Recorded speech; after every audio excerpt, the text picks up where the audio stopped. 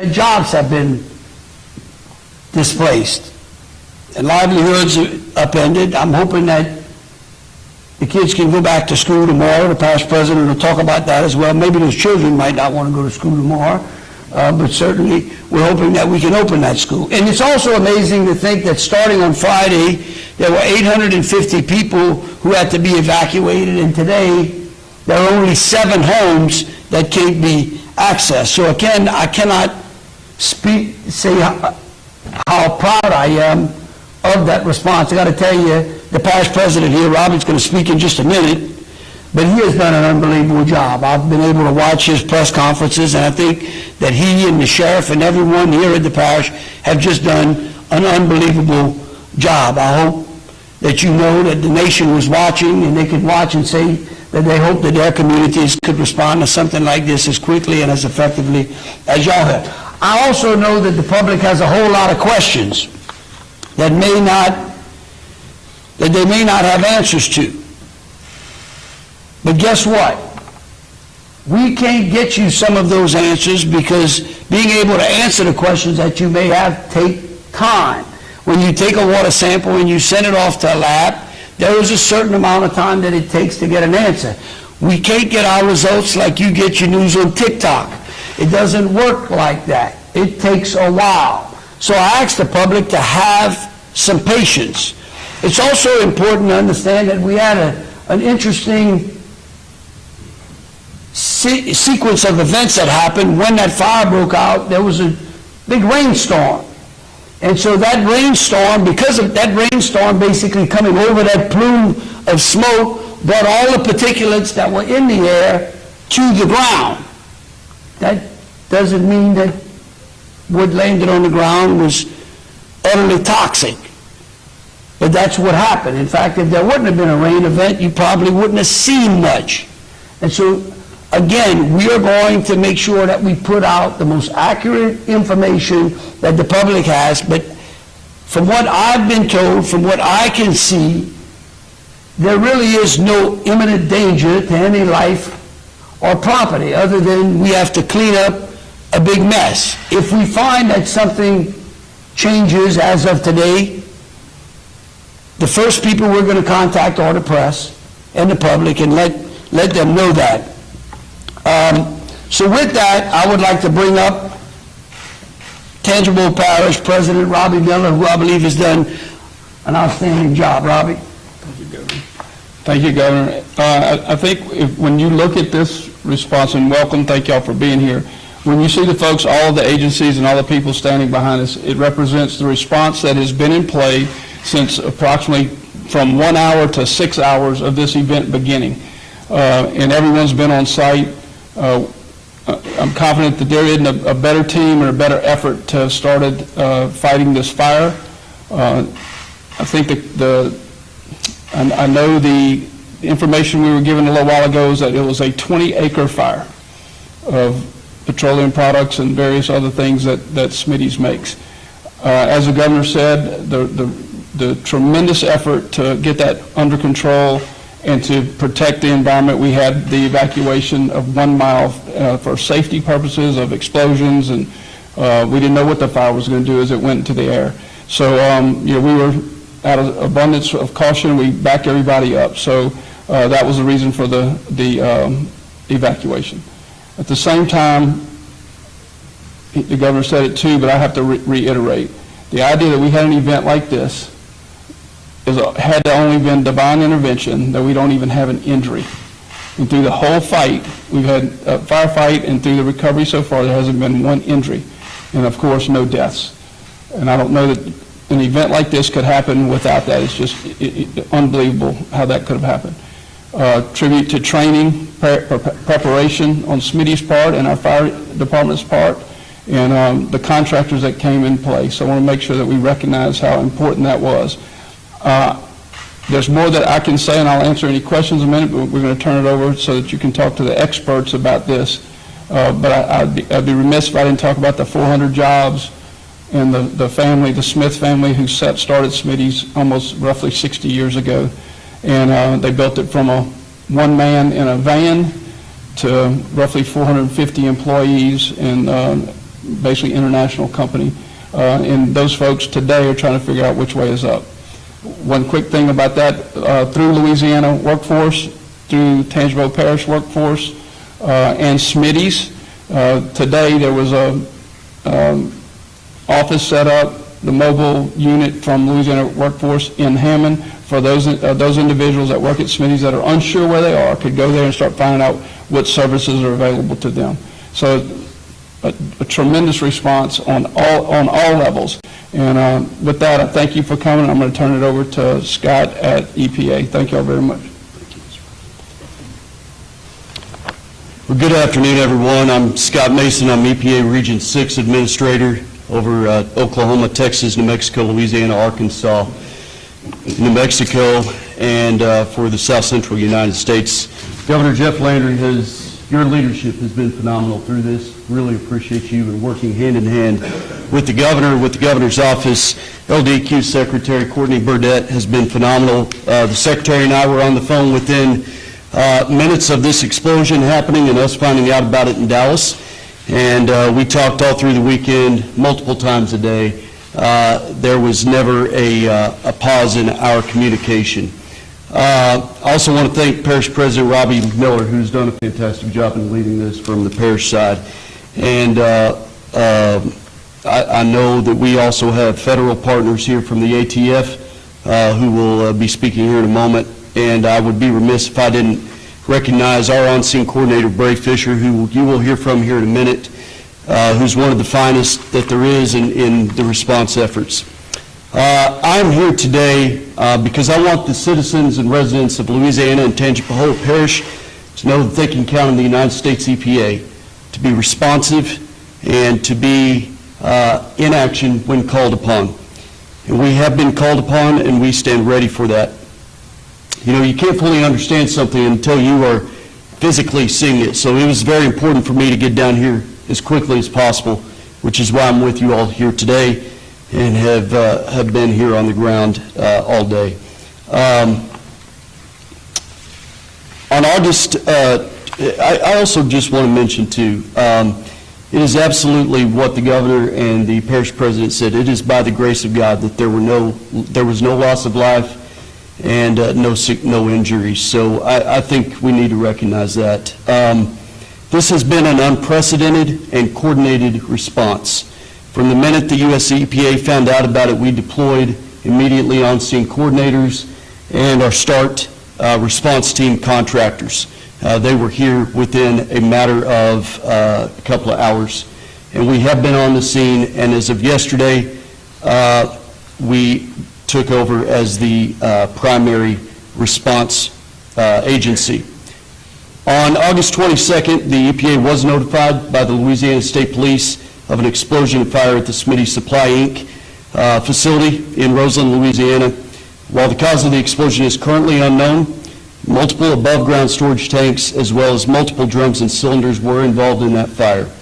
To keep nearby members of the public safe, an evacuation was ordered for anyone within a 1-mile radius of that facility.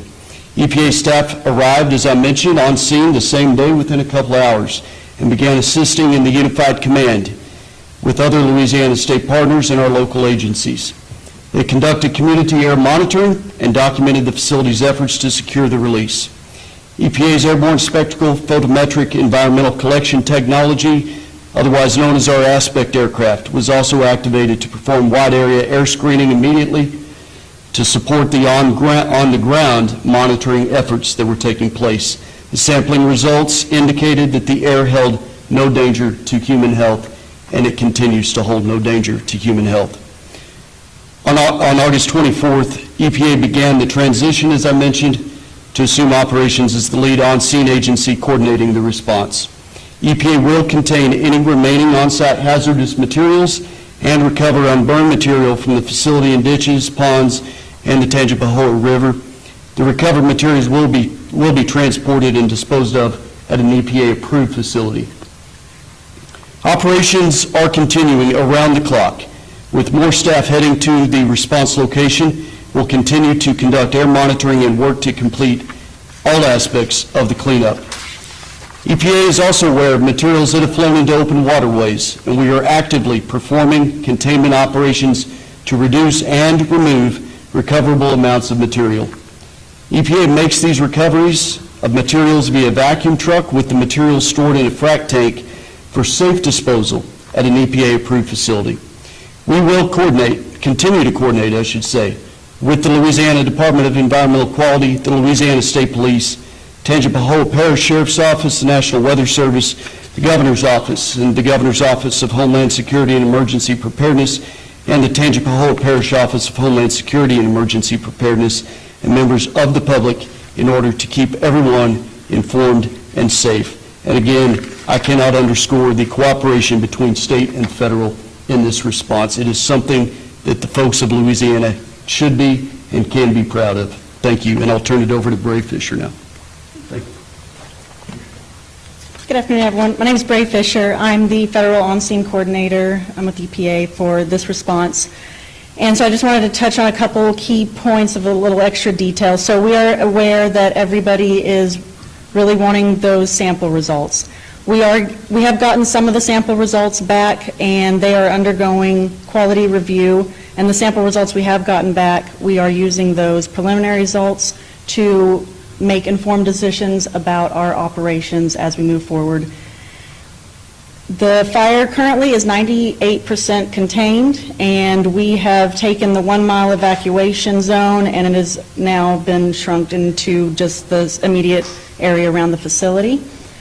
We are currently today building a earthen berm around the facility, and that's going to help us with containment. So not only containment that is on site, but also if there's any rain events, keeping things on site so they don't migrate further off site. As we've also deployed containment boom in the spill pathway as well to make sure that things don't continue to migrate throughout the environment. So just a few numbers so far. Other than the firefighting, we also have started recovery where we can.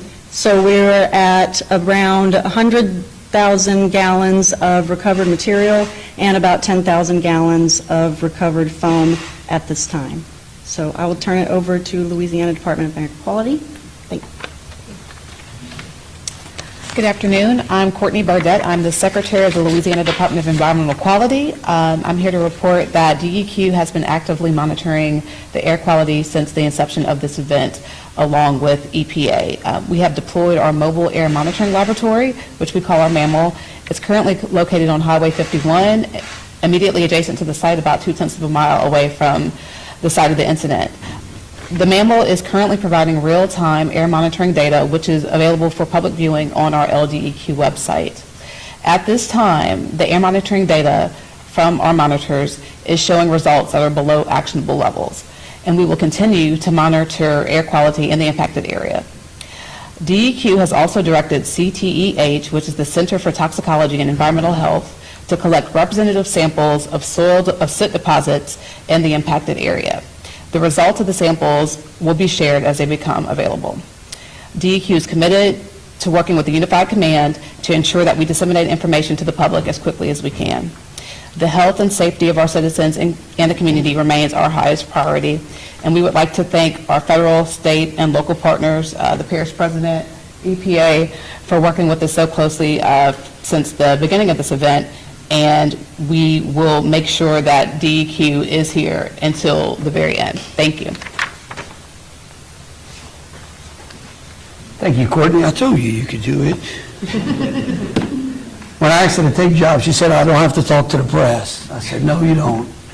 Well, I didn't know who had this incident. Well, look, a couple of things as we close up. We'll take some questions. I also want to recognize that the State Fire Marshal and ATF are here. They are going to begin an investigation so that we can get an answer as to what the cause of that fire was.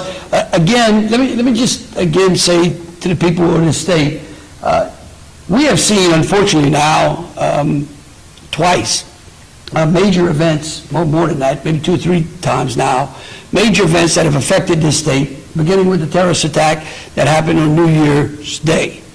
And at each one of those times when we were tried, I want to tell you that the federal government has helped us.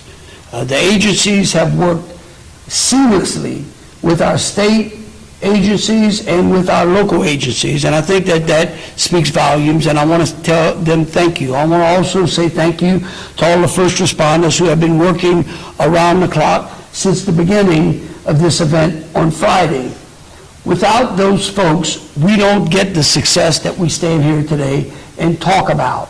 The fact, again, as Scott mentioned, that we have no injuries and no one lost his life is really not only contributable to an act of God having some mercy on us, but the consistent professional efforts that our agencies seem to exhibit again and again. And so with that, I'm happy to answer any questions that y'all may have. Everyone can get a question as long as it's on topic. Yeah.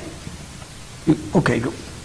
Governor, can we tell people right now if the water is safe to drink? And this is also a question for the DEQ and the EPA. Records have shown that the company has been in violation of the Clean Water Act and also has suffered spills.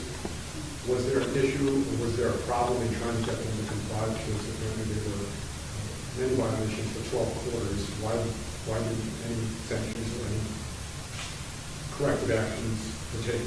Well, let me break that up into a couple of things. Is the water safe to drink? Well, are you talking about like out the ditch, or out the river, or just out of your faucet? Tap water, sir. Yeah, I don't know that we've got any tap water issues at this time. I know my mom told me never to drink out the ditch either, so I wouldn't advise anybody to do that, whether we've got a problem here or not. And the second part of it was, It'll be a question for the DEQ and the EPA. it happened to do with past violations or whatnot. Look, here's what I would say. Why don't we get through the response and cleanup phase and try to figure out what exactly caused the fire before we go diving into whether or not some violation at Smitty's may or may not have happened, whether it's been adjudicated or not. But certainly, if here's what I'll submit to you. If we find that there is a violation that occurred in the past that contributed to what we see today, we're going to make sure that y'all know about it, and we'll take that proper action. How about that? That's fair. Let's stay on topic right here. Okay. Yeah, so one of the timelines straight. So I spoke to a resident who said they were told to evacuate and then the explosion happened. Were there multiple explosions? Was there like a fire and then an explosion happened? I wasn't there. I wasn't here. Robbie was. I want to make one clarifying statement that was made. We have 59, earlier today, this morning, there were 5,900 feet of boom put in the river in 14 locations. Fast-moving, a lot of information changes on the hour, so I understand that we can accidentally put out some bad information. And 5,900 was, like I said, about 10 o'clock this morning. So on your question of the call came in roughly a little bit before 1 o'clock with an active fire. Our local fire department showed up on site with major flames, called an all-call. So then from that fire, yes, there were multiple explosions throughout the first 24, 36 hours. So it would make sense that people heard things after the initial call. So there were sort of, when that initial fire call happened, were residents immediately informed? As far as I know, yes, sir. I think once, it might have taken 20 or 30 minutes to realize how big this was going to get, or potentially going to get. If you see these pictures, if you've been watching them, it happened very quickly.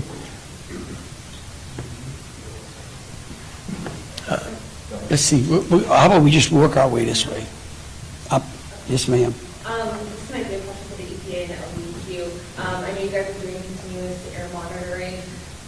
Can you explain a little bit further on what that really entails? Because for residents, they don't really know what that means, and they've been just walking outside the past few days, and still in certain areas, you kind of smell a really strong scent. So I imagine there is a lot of concern. So can you talk a little bit more about that? Sure. I'll address it from the DEQ standpoint. So for air, we have national health-based standards. So we are monitoring for all of those standards. So it includes particulate matter, which is, the dust that you may see, carbon dioxide, VOCs. So we're actively monitoring for all those things. So in addition to our continuous monitoring, we're also taking grab samples. So we're taking those. We have real-time monitoring, which you can see on our website, but we're also taking grab samples that are being analyzed at a lab. So we have 2 levels of monitoring, and so far we don't have anything of health-based concern. Do you guys know the timeline of evacuation? the employees of the plant and what that looks like? Yeah, here's what I'll tell you. Whatever the plan was, worked out marvelously because we had no injuries and no deaths. We stopped by the center in Hammond today and spoke with several employees that are filling out paperwork, trying to get some help. Is there any immediate assistance that can be provided to them? Some of them said they really don't know where to go next and how they're going to pay their bills. Is there any immediate assistance? Yeah, look, I know Robbie had talked about the workforce unit being here as well. We're going to be talking to SBA. We're going to continue to try to triage that situation. I couldn't, as of right now, I couldn't tell you immediately, but it is an absolute concern of ours. We have to work with the company as well and see whether they had any business interruption insurance or not, or things that might also help to give those workers some relief. It is a disappointment. It's something that really touches. I mean, here we are at an unbelievable opportunity in the state where we are seeing great investment come into the state, and we're announcing, all the great new job opportunities that are coming to Louisiana, only to have an incident like that which affects 450 or more employees, and certainly there's a residual effect to nearby businesses. So it is a concern of mine, and we want to make sure that we have some way to take care of those folks or give them an opportunity either to go somewhere else or to have some gainful employment. And I was saying that there's no imminent danger to the public, but a lot of people, I guess, are worried about, they fish in the Tangipahoa River, like 25 miles down the river from where it happened, they had oil, and the people came up and saying, I fish in this lake, some of my kids swim in this lake, anything I can say on that? yeah, look, again, what we've seen so far does not indicate that there is a danger or an immediate danger to wildlife or to human health. If that changes, we will let them know. Again, it doesn't surprise me that we've seen the pictures that we've seen. We're dealing with hydrocarbons, with petroleum-based products. We're dealing with a lot of soot. It was a big fire. It is a mess. And that's what we're here to say, that we're going to get that cleaned up so people can go back to fishing and swimming and skiing and whatnot. Sir, what has Smitty's said about the types of products in those sourcing? Look, I haven't spoken to anyone in full transparency that at Smitty's. I've just been dealing with our agencies. I mean, from what I have gleaned, is most of it is petroleum-based products used in lubricants, and which is really a big relief for where we are right now, based upon what we could have been dealing with had there been other types of chemicals or other based products. So again, I think that while this is certainly a tragedy, it is a relief that we're dealing with these types of products and maybe not others, and we haven't lost any life and no one has been injured. And so again, I will tell you, we'll continue to update our social media. I want to again thank EPA, NATF, and our federal partners that have been here, and a big shout out to our first responders and the firefighters who worked on this, and I do appreciate your time. Thank you. Is there any assistance for residents who are now working to get all of this oil and soot off of their properties, or where can they go for help with, now they're cleaning all of their property? This is going to be the last question. Yeah, look, again, I would tell you, I